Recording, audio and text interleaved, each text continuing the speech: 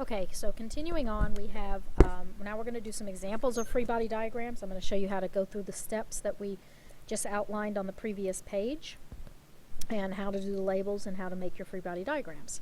So the first one is a box sitting on a surface. So step 1, draw the box, which we've done already for you. Step 2, draw the weight. It goes straight down. You label it W. If I have a number, I put a number on it, but I don't for this one. Step 3, if it's sitting on a surface, you draw the normal force.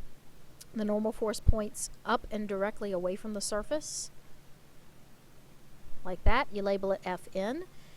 The next one asks you to draw friction if the object's moving, which it's not, and if there's any other tension, which there's not, or any other applied forces that which nothing else is pushing or pulling on this block. So that would be the free body diagram for a block sitting on a surface.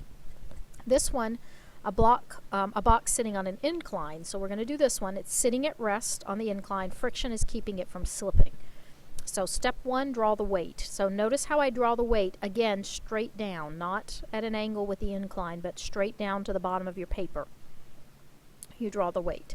The second step is, the next step is if it's sitting on a surface, which it is, it's sitting on an incline, you draw the normal force. The normal force is going to be directly away from the surface. So the surface is slanted, so you have to draw the normal force at 90 degrees to the surface. Okay, so here's a situation when the normal force is not going to be directly countered by the weight, because the normal force is at an angle, whatever angle this particular incline happens to be at. So that's the normal force sitting on a surface. The next one says if it's moving, you have to put in friction. But this case, it's not moving, but friction is still holding it in place. It's a type of static friction that's keeping it from slipping. So you have to think about what direction it would be moving if it was moving. And in this case, the block, if it was going to move, it would slide down the incline.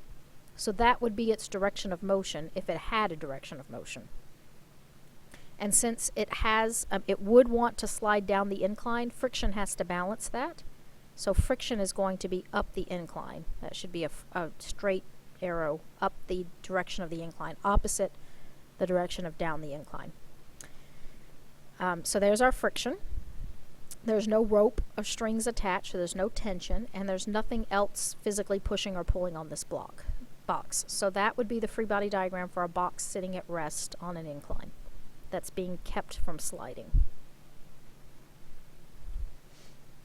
Okay, here's one about a wagon being pulled along a rough surface. So there's the wagon, it's sitting on a surface. First step, draw the weight straight down.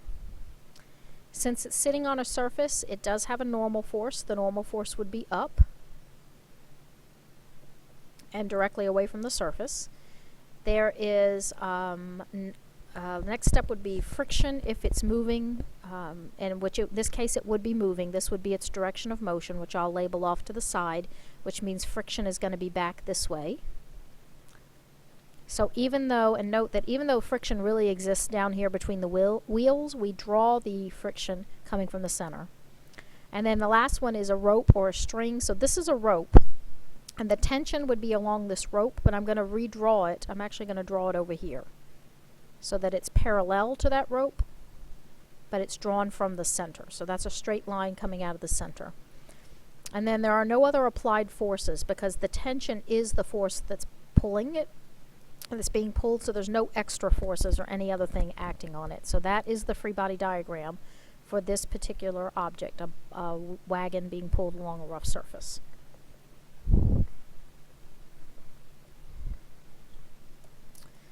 All right, a couple more. A ball moving in the air with air resistance, it's moving upward. So we have air resistance, so we have to think about that. So first step, always weight downward. Second step, if it's sitting on a surface. Well, this one is not sitting on a surface, so we're not going to draw a free body a normal force since it's not sitting on a surface. The third one, if it's moving and there's friction, you have to draw that in. Air resistance is a type of friction. It tries to slow an object down. That's what its job is. So it's a form of friction. Since the ball is moving upward, the air resistance is going to be moving downward. So now here's a situation where you have two forces that are acting in the same direction, both a weight and a friction. So there's a couple of ways you can draw that. You can draw them side by side, like this. If you want to draw it like that, that's fine.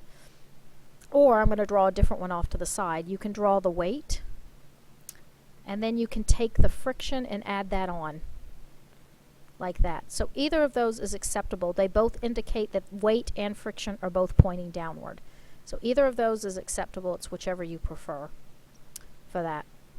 There's no tension since there's no string, and there's no other force. Sometimes people will want to put an upward force because you know that the ball got tossed in the air. So you would want to put a force upward because you figure it has to have been tossed in the air. And it is true that once upon a time, back down here when the ball was in your hand, that's a once upon a time force, there was definitely an upward force that made that ball move upward. But that force doesn't exist anymore. As soon as your hand lets go of the ball, that force, that upward applied force, doesn't exist anymore. So we call those once upon a time forces, or that's what I call them, because they existed once upon a time. It's definitely what got the ball moving upward, but it doesn't exist anymore. So avoid the desire to put that applied force because the ball is not in your air and the ball is not in your hand anymore, so it doesn't have the applied force anymore. Okay, and then the last one, a sign that's hanging from the ceiling. So again, first step, weight down. It's not sitting on a surface, so there is no normal force. It happens to be hanging. There is no friction because the sign is not moving and there's nothing trying to keep it from moving. It's just sitting there. There are two ropes on there, so I'm going to draw both ropes. This rope is going to be one tension. I'll call that T1. And this other rope is going to provide the other tension. And I'll call that T2. Those are not going to be the same tension, so I'm going to label them 1 and 2 so that I can distinguish between them. There's no other applied forces. There's nothing else pulling or pushing on that sign, so it's 2 ropes and a weight, and that's all the free body diagram for that. Okay, that's it. This was part of the next PowerPoint, so we're all set.